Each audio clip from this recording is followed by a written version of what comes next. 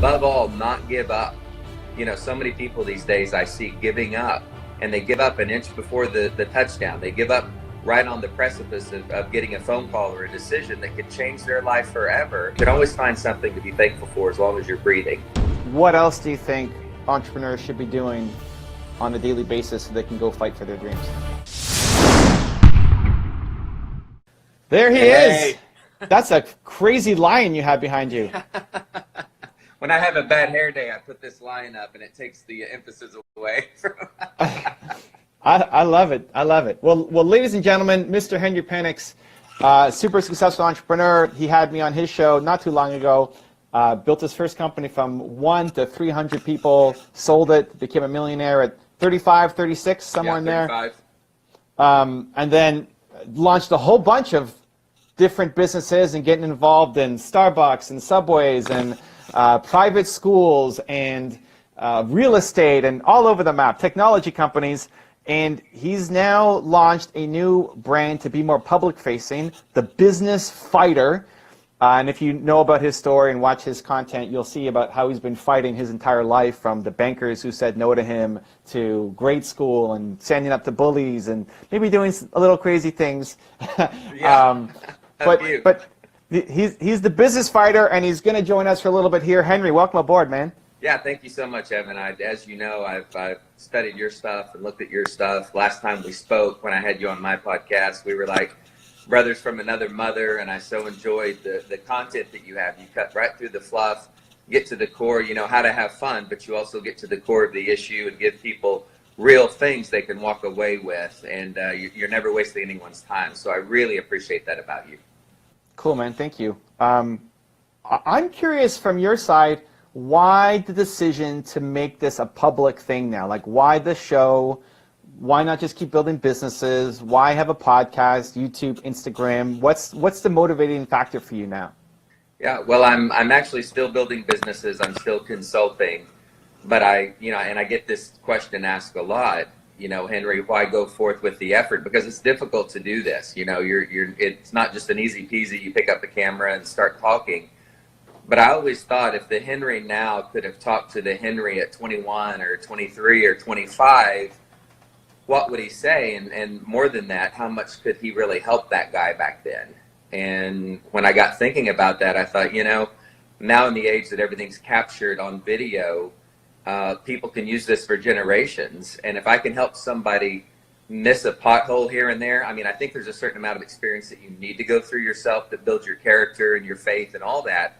But if I can help people avoid some of those steps and get to A to Z a little bit faster in their life, they can do more while they're here on this earth. So that's my main inspiration.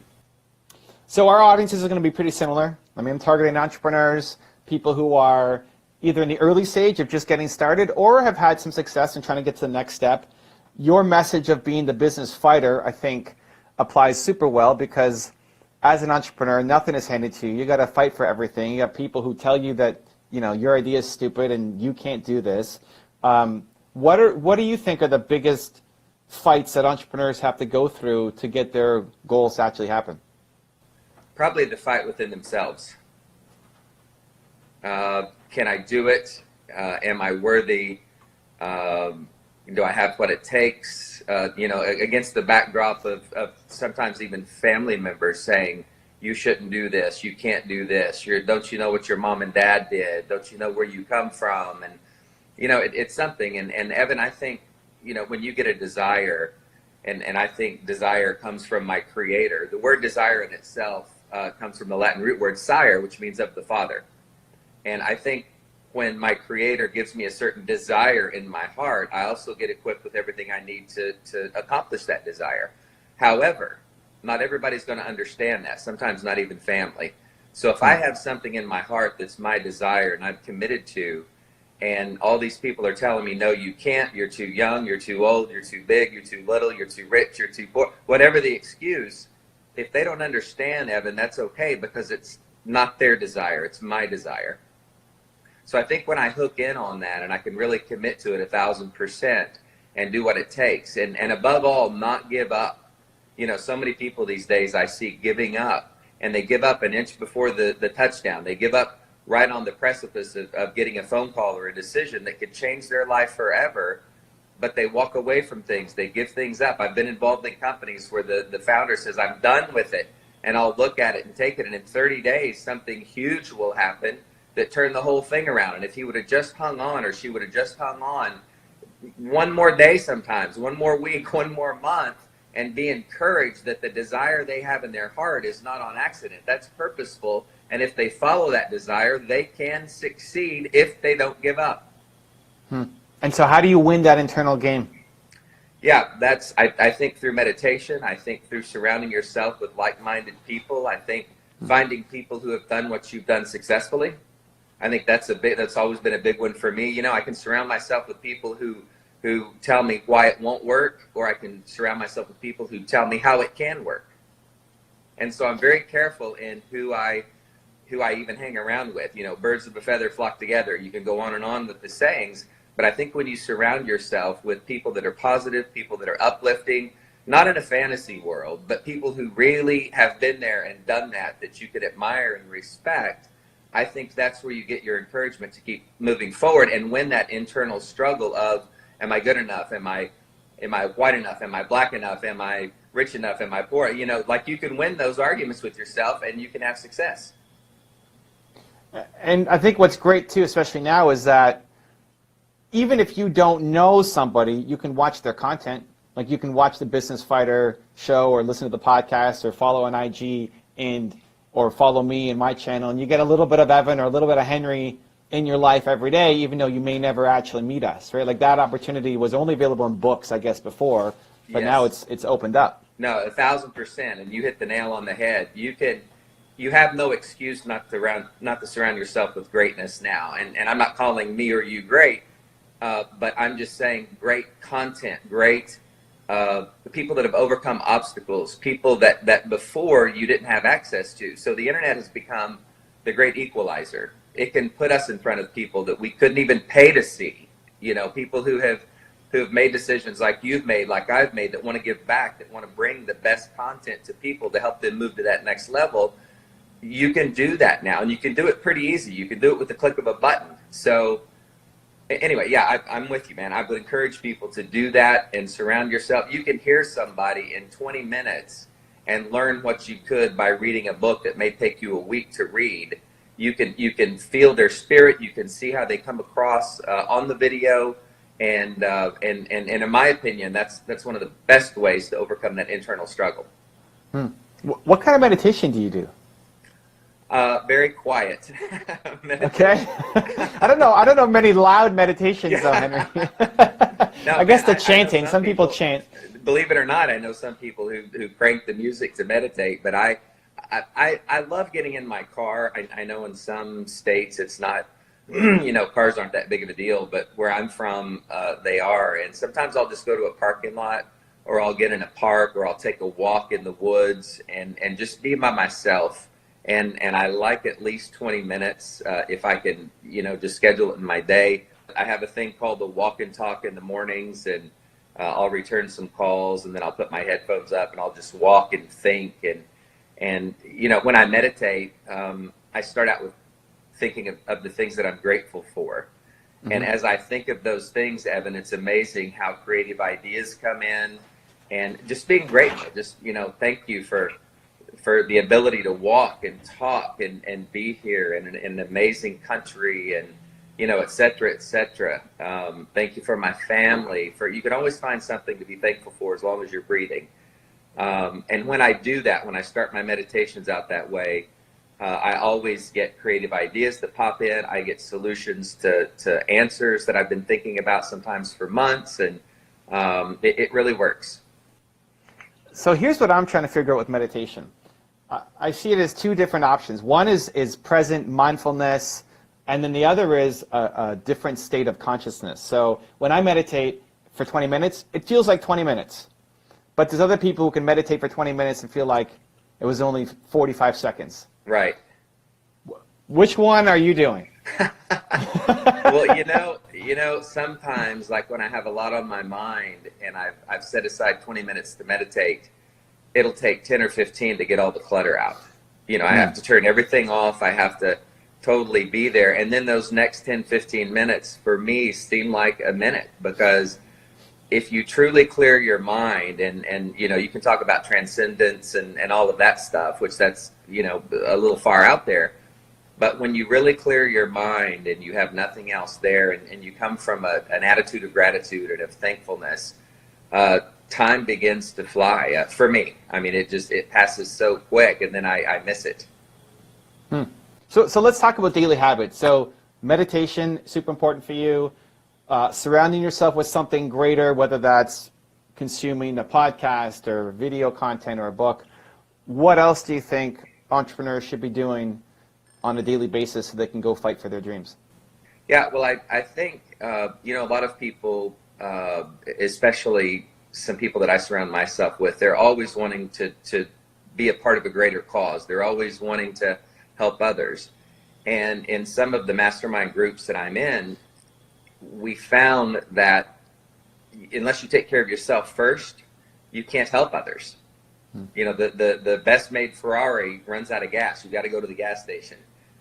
So you know, even before I wake up in the morning, like the night before, I'll jot down some things in my mind that when I sleep, my subconscious can think about. And sometimes in the morning, I'll wake up and have that answer, or maybe I get through my daily, you know, hour or two of emails and trying to respond to people, and that answer will just pop in my mind, and I think, well, where did that come from? It was the night before when I wrote those things down, and I allowed my subconscious mind to think about it. So I think that's very important. I think the amount of sleep that you need on a daily basis, I think it's different with different people. But unless I get about 7 hours, you know, 6 to 7 hours, I'm not at the top of my game. So I purposefully make sure that I get those, you know, 6, 7 hours the night before.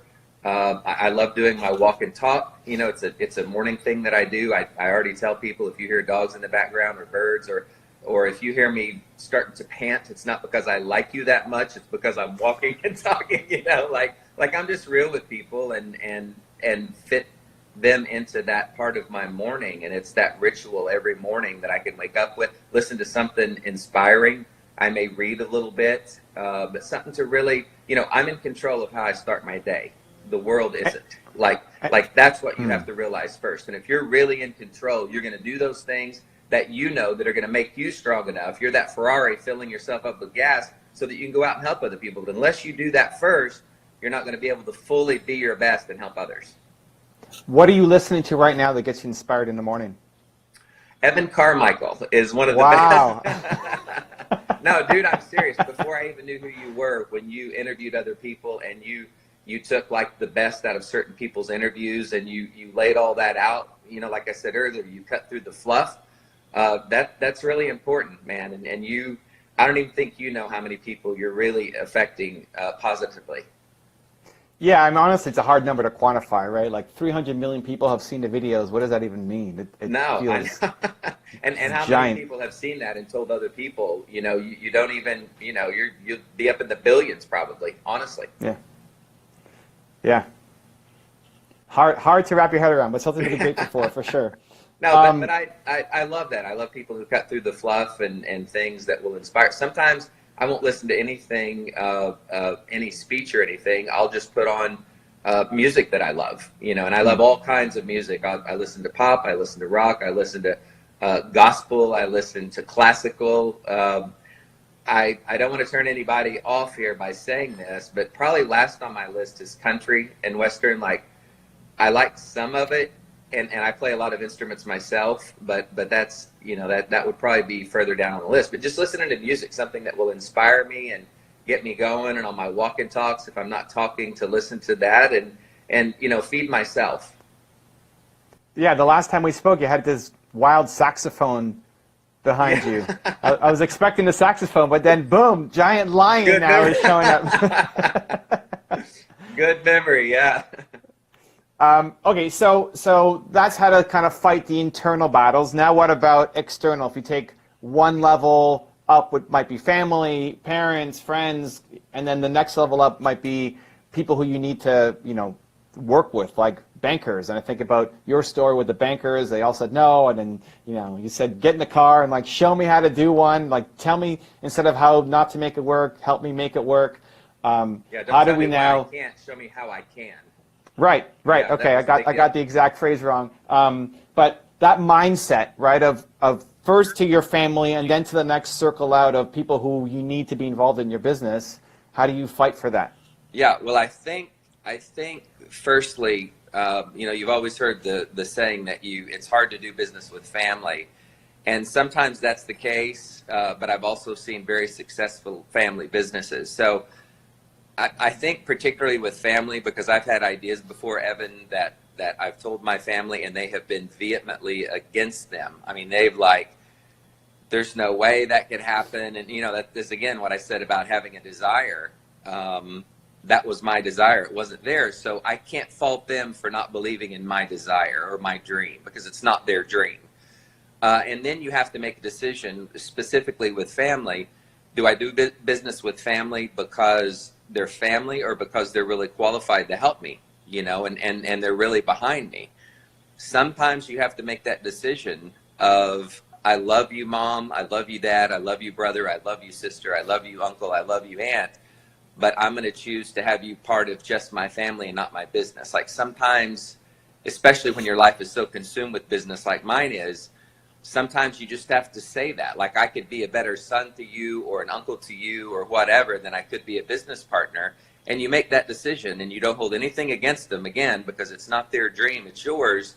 But sometimes you may have to decide, in order to salvage a family relation, you have to sort of excuse them from the business side of your life. And I've had to do that with a few of my family members. Some I've worked with, some I've had some successful outcomes with, and others you kind of have to make that distinction. But my point is, don't get mad at your family because they don't understand you, or you may not be able to work with them. You can't get offended and say, well, I'm just going to write you off. No, separate it out and say, I would be a better family member to you than I would be a business partner, and have a great family. So that's sort of that level of how I would approach looking at potentially working with family or salvaging a family relationship. So what if you're not trying to bring them into the business, but you just like their support? You feel like you're alone. You tell them your crazy idea. They say you're crazy, don't do it, but you want to do it. You may not want them to be your business partner, but you'd love to have some family support. What advice would you give? Well, no matter how much you would love to have it, you can't make anybody do it. So that goes way back in what their parents have told them, and the environment maybe that they grew up in. Maybe they just don't get it and will never get it. So again, the big takeaway here is you can't be offended by that. You can't say, well, you don't love me unless you support me. They just may not understand you and never would understand you. So go to another family member. If you need family support and commitment, say, hey, it's cool with this one. I kind of know the parameters. I understand maybe how they grew up or what they've been accustomed to. And don't let that tear you down. Go to a family member who will support you. I love it. So you're doing so many things now. You're a consultant. You're a business builder. You've got your show. You're speaking all over the place. What are you most excited about right now? I love taking a business idea and taking it to the next level. I love negotiating. I love to get into a situation, and whether it's $1,000 or $1 billion, and I've been on both sides of that coin, I love making a difference in someone's life, and I love to see both sides win. I don't mean to be cliche here, but the perfect thing is to go into a situation where it may be a little chaotic and there may be pandemonium going on, and I can step in and with my experience sort of think outside of the box, set your ego at the door first, and then really get into the situation, understand both sides, bring some out of the box creative thinking to the table, and get a deal done. Like that's probably, when I retired at 35 and I was interviewed and the guy goes, well, what would you do if money wasn't an issue? And I go, well, it's not an issue, and I'm doing it now. Like, I'm helping other businesses. I'm helping other business people. Like, some people play golf. I love to do deals. I love to negotiate deals and where there's a successful outcome for both sides. I love it, man. Henry Penix, the business fighter. Where do you want people to go to find more about you? IG, the podcast, what's the best place? Yeah, Henry Penix on Instagram, Henry Penix on Facebook, and then on my website, henrypenix.com. Anything with Henry Penix in it. And don't misspell the last name. That got me in a lot of fights. It's Penix. So go to any of those mediums, and you can you can learn more or see more of me. Cool, man. Appreciate the time, and I'm so pumped that you're on this mission now to share your message and the content too. Thank you, Evan. You'll never know how much this means to me to have this interview and everything that you've done for other people, and your reach is amazing. And I'm not trying to butter you up because I've already been interviewed. So I really mean that, man. Keep up the good work as well. You're an amazing individual. Awesome, man. Thank you so much. Okay, see you, Evan. Take care. Bye-bye. If you want to know how Robert Kiyosaki masters sales, check out the video right there next to me. I think you'll enjoy it. Continue to believe, and I'll see you there.